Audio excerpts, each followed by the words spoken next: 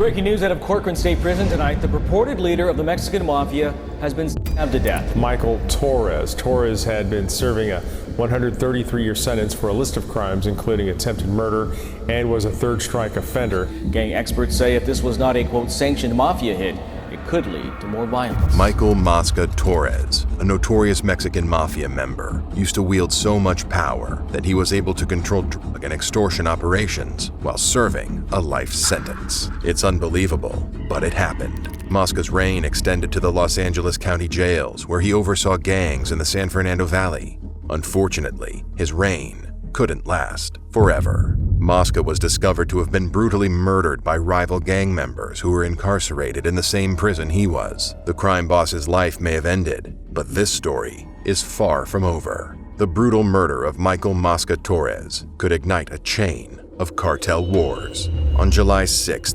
2023, Michael Mosca Torres, also known as Mosca or The Fly, met his demise at the hands of two fellow inmates. It's suspected that his murder resulted from an ongoing gang rivalry. However, that's not all. As mentioned previously, the death of this narco has ignited fears of an impending cartel war, which could be deadly for both the cartels and civilians. Essentially, it's not a favorable situation. Some of you might wonder why this is a significant matter. After all, these men were already behind bars, serving life sentences totaling up to 133 years. It's not as if they had any influence left in the criminal world, right? Wrong. The answer is they still had plenty of influence and connections outside of their prison. They might be physically confined, but their capabilities extend beyond any barrier. Let's begin with the victim, Michael Mosca Torres. Who was this man, and why did his death have an impact on the narco world? Mosca was born in 1964, and he originally hailed from the San Fer gang, a Mexican-American Serrano street gang based in the San Fernando Valley, Los Angeles County, California. San Fer's is one of the oldest Latino street gangs in the San Fernando Valley, comprising of more than 500 active members. They primarily operate in the San Fernando Valley and Silmar, California. The San Fers are known for intimidating smaller gangs like the Cyclones, which initially started as a tagging and partying crew. Often, other gangs were pressured to either join the San Fers or were forcibly disbanded. For instance, the Astoria Gardens Locos, another Latino street gang located in Silmar, engaged in an intense rivalry with the San Fers. The Astoria Gardens gang refused to be intimidated by the San Fers gang, resulting in dire consequences, nothing short of a turf war. Additionally, the Barrio San Fers are known for their ongoing rivalry with Latino groups in the city of Pacoima. For example, a member of the San Fers once assaulted a Latino man for wearing a Pittsburgh Pirates baseball cap, an item commonly associated with gangs in Pacoima, such as the Pacoima 13 and the Pacoima Flats. Basically, the San Fers rank among the most influential street gangs in California, with Mosca being a member of this gang, making him a prominent criminal. Michael Mosca Torres' list of crimes is as extensive as a history textbook. He was initially imprisoned in 1982 for voluntary manslaughter. He was only 18 years old during this time. Rather than serving his sentence and remorsefully reflecting on his crimes, Mosca chose to continue advancing his criminal career while incarcerated. In 1994, upon his transfer to Pelican Bay State Prison, they officially acknowledged Mosca as a member of the Mexican Mafia. He subsequently received additional prison time for participating in gang activities while in custody.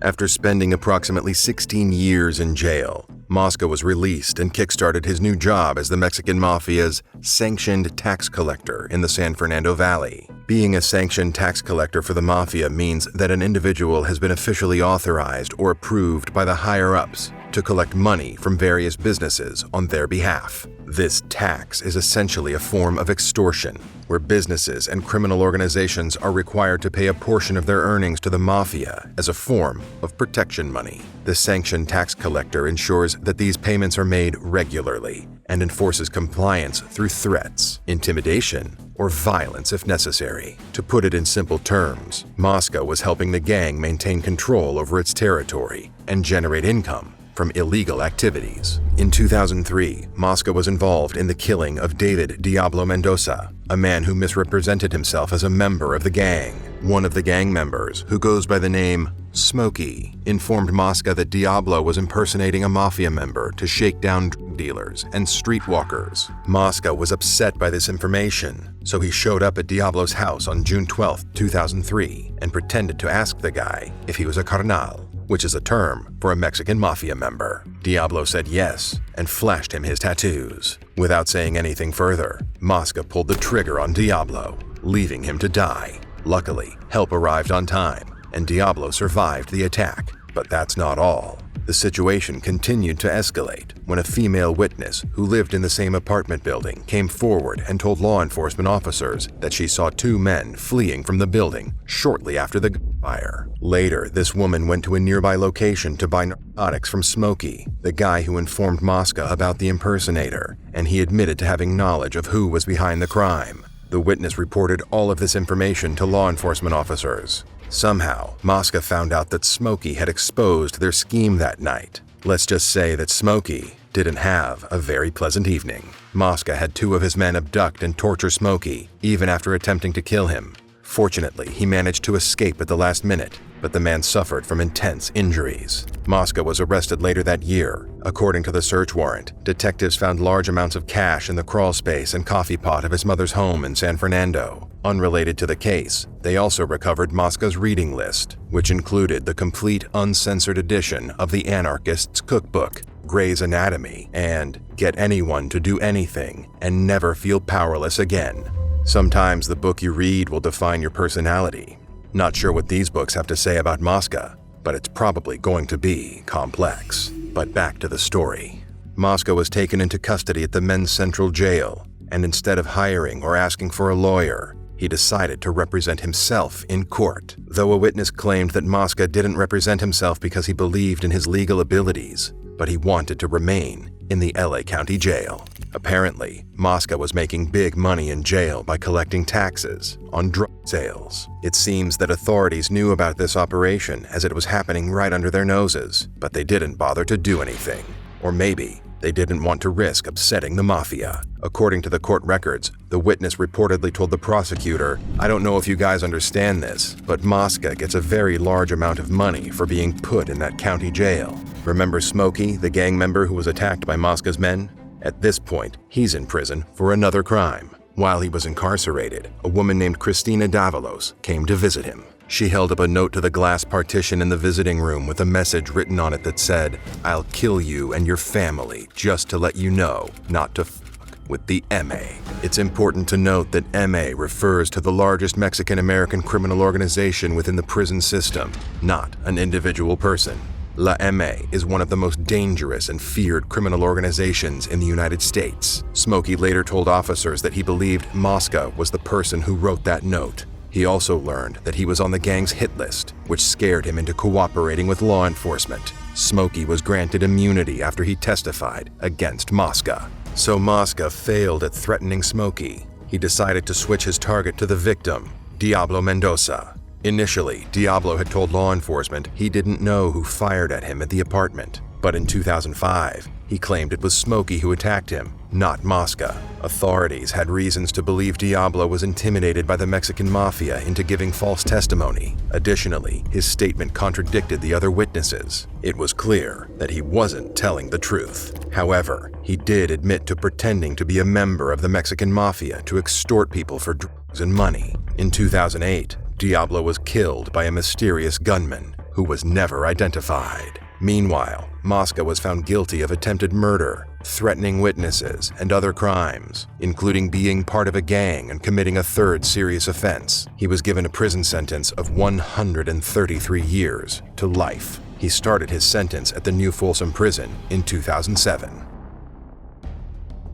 By now, Mosca has basically seized all control of the men's central jail, where he's been staying since 2003. Now he's moving on to take over the LA County jails. According to Mosca's lieutenant's testimony, the crime boss was in charge of overseeing the Mexican Mafia's primary operations in the Los Angeles jails. These operations included two main schemes. The first one was known as the Kitty, which involved collecting commissary items from Latino inmates and selling them. The second scheme involved imposing a 33% tax on all drug sales within the jails. Being a meticulous boss, Mosca maintained tight control over these operations. He would use contraband cell phones to call his subordinates and demand detailed reports on the money being generated and the individuals responsible for it. By 2016, Mosca had taken over the Los Angeles County jail system from his cell at the new Folsom Prison. The man ran an entire criminal network right under legal surveillance. He turned his life sentence into a legacy. Life is full of surprises. In 2017, Mosca's lieutenant informed authorities that he distributed the earnings from the men's central jail among all Mexican Mafia members. He also divided the money from Wayside, the jail complex in Castaic, California, between himself and another Mexican Mafia member named Jose Joker Gonzalez. The lieutenant mentioned that he collected $12,000 every week from the jails on behalf of Torres. Outside of prison, Mosca imposed taxes on gangs and drug dealers in the San Fernando Valley and Antelope Valley.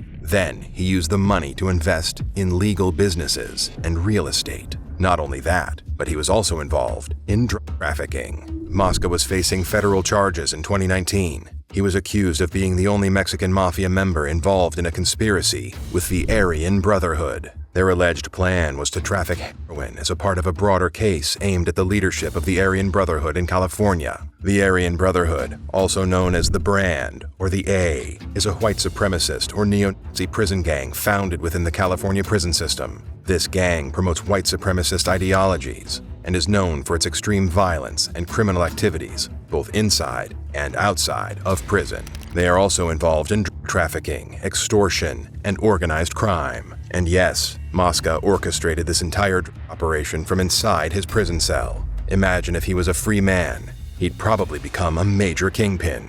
Due to Mosca's exaggerated business operations, it caught too much attention from other inmates and authorities. The people in charge eventually decided to place him in solitary confinement. But acting as his own attorney, Mosca wrote several handwritten motions, demanding to be placed back in the general population sector. One of his motions in 2020 claimed that the restrictive housing hindered his capacity to present a strong defense, and the cell without windows led to him experiencing claustrophobia. Of course, this is only a ploy so he can return to the general population to continue his business. Federal prosecutors weren't having any of it. They countered his motion, stating he was a danger to the other inmates, arguing he was caught with a handcuff key during a cell search, and a note to another inmate discussing heroin sales. Clearly, he was not trustworthy enough to be allowed back into the general population. Overall, Michael Mosca Torres was a powerful, intelligent, and influential man, but with glory comes envy, and neither his wealth nor his power could protect him from his tragic end. The California State Prison is investigating the stabbing death of an inmate. According to investigators, two inmates, Juan Martinez and Ray Martinez, attacked and killed 59-year-old Michael Torres. On the morning of July 6, 2023, 59-year-old Mosca found himself cornered by two other inmates who brutally jabbed him multiple times, ensuring he wouldn't survive the attack. When Mosca was discovered and rushed to the nearest emergency facility, it was already too late. He was pronounced dead within an hour of the attack. The attackers were swiftly identified as Ray Martinez and Juan Angel Martinez, both serving life sentences. While the two men are not related, they had chosen to carry out this murderous act together. Mosca, a figure feared by many, was equally despised. It appeared that these two inmates had been planning this assassination for some time. The first inmate, Ray, also known as Cisco, was a Mexican Mafia member who had been serving a life sentence since 1996. His conviction included first-degree murder and second-degree robbery, with additional charges for the use of a firearm. Before joining the Mexican Mafia, he had been associated with MS-13, an international gang that originated in Los Angeles. On June 11, 2021, Ray Martinez received an additional 22-year sentence for attacking another inmate with a weapon, accompanied by an extra penalty due to a prior felony conviction. The second participant, Juan Martinez, began his life sentence at New Folsom Prison in 1993 for attempted first-degree murder with the possibility of parole. However, on April 7, 1997, he was handed a 4-year sentence for possession or manufacture of a deadly weapon while incarcerated. Then, on August 30, 2001, Martinez received an additional 27 years and 4 months for attempted second-degree murder and assault on a peace officer or firefighter with a deadly weapon. both counted as second strikes. Although the California Department of Corrections and Rehabilitation did not confirm whether Juan was a Mexican Mafia member, he prominently displayed a 13 tattoo on his neck, indicating his connection with the Sureño gangs that support La M.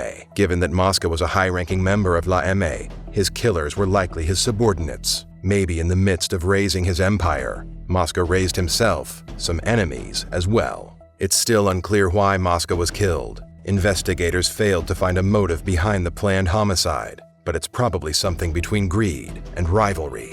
If Mosca is dead, whoever replaces him will become the next most powerful man in the Mexican Mafia, or it could be due to envy. Maybe Mosca was considered a common enemy. Therefore, people pretended to obey him, but were secretly planning his funeral. Besides, Ray Martinez and Juan Angel Martinez were already serving life sentences, so why not go for the prize? It's not like they have anything to lose. The game is afoot. The mafia world is full of danger. The higher you climb, the harder you fall. Mosca made a fool of the prison system that was run by lax authorities, and he died because of it. Everything comes full circle.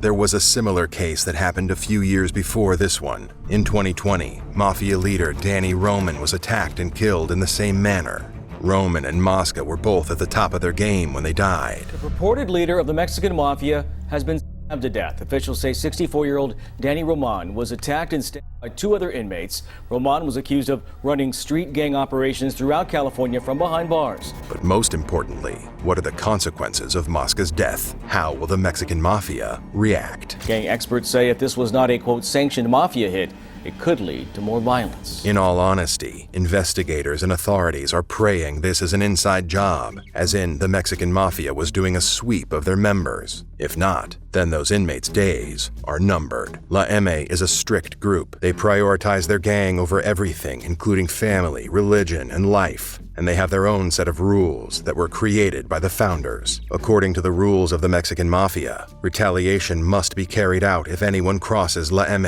No exceptions. This means if you kill one of their members, they will annihilate you. So let's hope for the safety and well-being of the other inmates and maybe even civilians that this wasn't a case of gang rivalry, because Los Angeles won't be able to endure an explosion of turf wars and battles. The U.S. isn't prepared for that kind of violence. Do you think Mosca's demise resulted from rivalry or greed? Please share your thoughts in the comments. Also, don't forget to like, subscribe, and ring the bell for notifications.